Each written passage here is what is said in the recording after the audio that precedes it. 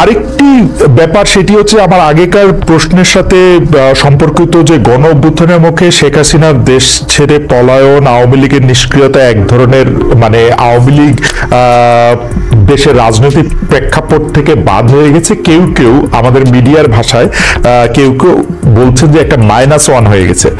অন্তর্বর্তী সরকারকে নিয়ে কোনো -2 সংখ্যা কি আছে? কেন এই প্রশ্নটি উঠছে সেটি আমি বলি, যেটা কিছুটা আপনি আগেই প্রশ্ন করেছেন, যে আওয়ামী লীগ আমলে কিন্তু আমরা দেখেছিলাম যে বেগম খালেদা জিয়ার চিকিৎসার জন্য বারবার বলা হচ্ছিল, কিন্তু 3.5 মাস পরেও বেগম জিয়া এখনো দেশে আছেন, তারেক রহমান সাহেব এখনো দেশে ফিরেন নাই। তো এইটার ক্ষেত্রে কি -2 কোনো যেটা শুধুমাত্র হয় কথার কথা বলার জন্য বলা হয়, অথবা বিএনপিকে আপনার ছোট করে খাটো করে দেখানোর চেষ্টা করা হয়। কিন্তু এখানে তো পাশাপাশি আরো দুইটা সত্য আছে। একটা সত্য হচ্ছে যে বিএনপিও তো আসলে ক্ষমতায় ভারসাম্যের কথা বলছে, এবং সেই ক্ষমতায় ভারসাম্যের কথা বলতে গিয়ে এই প্রধানমন্ত্রী, উপপ্রধানমন্ত্রী, রাষ্ট্রপতি, উপরাষ্ট্রপতি জাতীয় সংস্কারের কথা বলছে, এই বিষয়টি যেমন আছে। এবং বিএনপিও রাষ্ট্র ক্ষমতায় ছিল, তখনও বিএনপিতে আসলে ক্ষমতার ভারসাম্য আছে কিনা সেটা নিয়ে প্রশ্ন উঠেছে।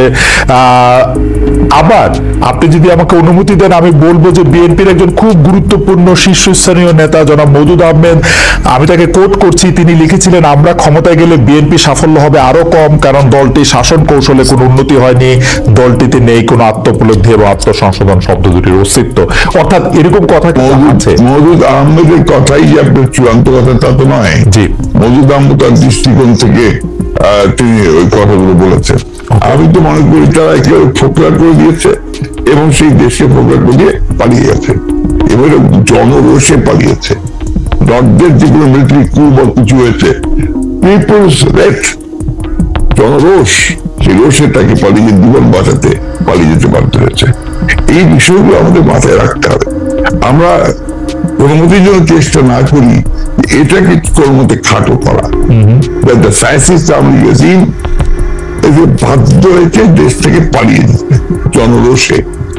যদি এই মুহূর্তে নির্বাচন হয়, যেটি আসলে বিএনপি যৌক্তিক সময়ের মধ্যে নির্বাচন দাবি করছেন, তাতে বেগম খালেদা জিয়া কি প্রার্থী হবেন, বা বিএনপি সংসদ নেতা বা প্রধানমন্ত্রী হিসেবে কাকে চাইতে পারে, চেয়ারম্যান নাকি ভারপ্রাপ্ত চেয়ারম্যান? এখানে এই মুহূর্তে এখনই আমাদের এই প্রশ্নগুলো নিয়ে আমরা কাজ করছি না, কারণ আমরা এখন আমাদের সামনে যে সবচেয়ে বড় চ্যালেঞ্জ যেটা, সেটা হচ্ছে যে আপনার এই ইন্টারিম গভর্নমেন্টের কাজগুলো তারা যেন শেষ করতে পারে, অর্থাৎ যে সমস্ত সংস্কারের বিষয়গুলো আছে, সেই সংস্কার যে কয়েকটা আপনার খুবই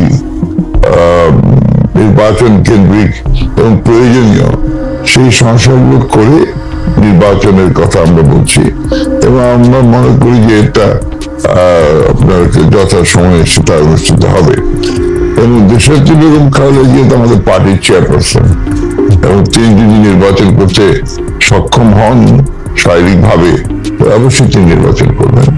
অন্যদিকে তারেক রহমান সাহেব আমাদের দলের ভারপ্রাপ্ত চেয়ারম্যান এখন আছেন, এবং তিনিও নির্বাচন করতে চাইলে তিনিও নির্বাচন করতে চান, সেটাও করতে পারবেন, যে কটা তিনি করতে চান। এই নিয়ে কোনো সমস্যা নেই। সুতরাং খালেদা জিয়া নির্বাচন করলেন, প্রধানমন্ত্রী হলেন, বা তারেক রহমান সাহেব নির্বাচন করে প্রধানমন্ত্রী হলেন, এটা নিয়ে কোনো সমস্যা নেই।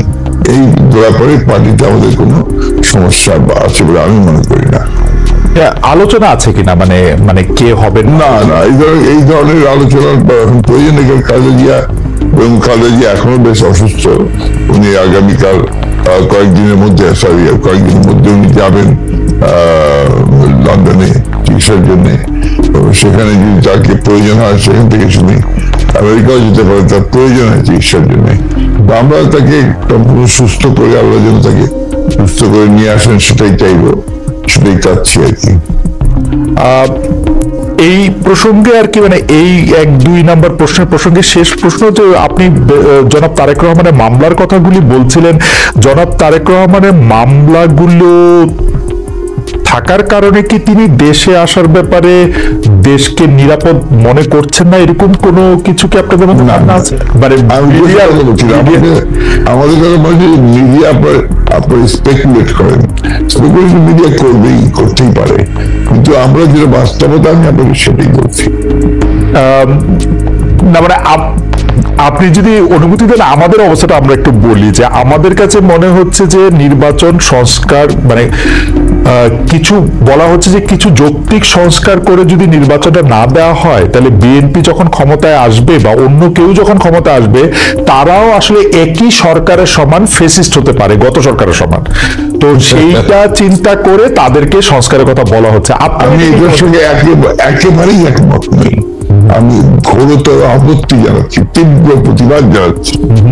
বিএনপির সঙ্গে ফ্যাসিস্ট আওয়ামী লীগের তুলনা করার কোনো কারণই থাকতে পারে না। কারণ বিএনপি ইজ এ পার্টি, যে দলটা বহুদলীয় গণতন্ত্র নিয়ে এসেছে। আওয়ামী লীগ একদলীয় শাসনব্যবস্থা 62 সালে ছিল, আমরা বহুদলীয় গণতন্ত্র নিয়ে এসেছি। আমরা সংসদীয় গণতন্ত্র নিয়ে এসেছি, ম্যাডাম জিয়া নিয়ে এসেছেন।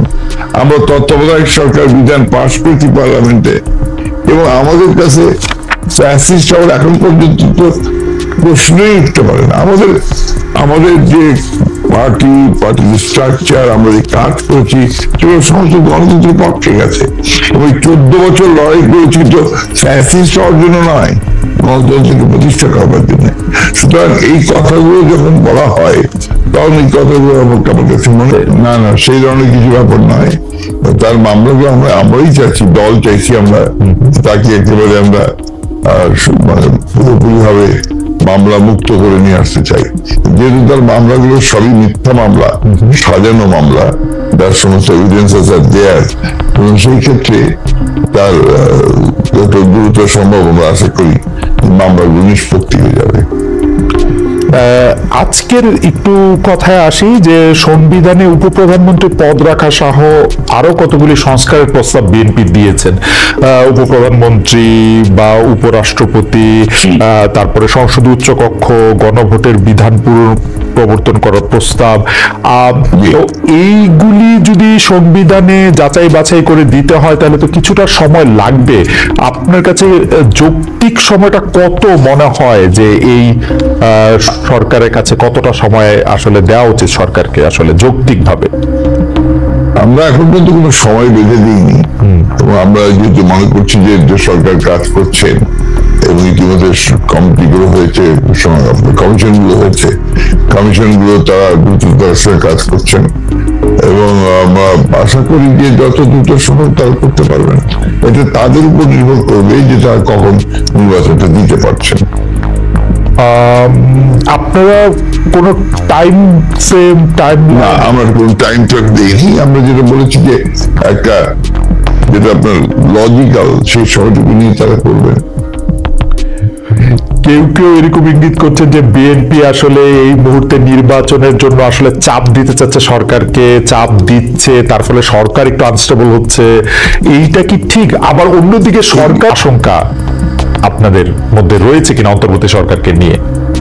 এই -2 তো এসেছিল আপনার 111-এ, এখন আপনার এই -2 কোনো সমস্যা নেই। কারণ হচ্ছে যে আমরা আগে বলেছি, আমি গতকাল একটা ইন্টারভিউতে বলেছি, বিএনপিকে এখন আর কেউ মাইনাস করতে পারবে না।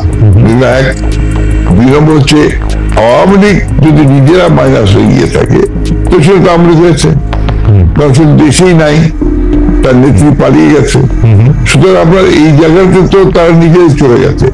এখানে একটা জিনিস আমাদের সবসময় মনে রাখতে হবে, যে রাজনৈতিক দলটি পলিটিক্যালি ব্যাংক্রাফট হয়ে যায়। আওয়ামী লীগ যখন আসলে পলিটিক্যালি ব্যাংক্রাফট একটা দল, আমি আগে থেকেই বলতাম কথাটা আর কি।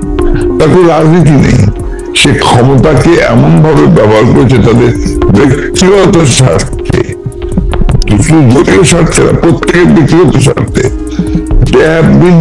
মানি লাইক এনিথিং। একটা জায়গা থেকে মনে হচ্ছে যে সরকার 2 বছর 4 বছর, হঠাৎ করে ডক্টর ইউনূস এটা 4 বছরের কথা বলাতে সেটা নিয়েও একটা বিভ্রান্তি তৈরি হয়েছে। আমাদের দেখি কিভাবে দেখেন? আমি দেখি একটু ভিন্ন ভাবে।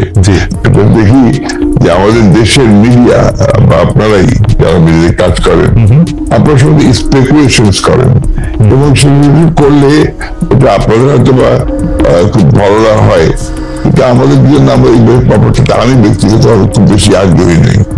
কারণ আমরা এই আপনি যে কথাগুলো বললেন তার একটার সঙ্গে কোনো বাস্তবতার মিল নেই। এবং আমরা সেই ধরনের কোনো চিন্তা করছি না বা সেরকম করছিও না।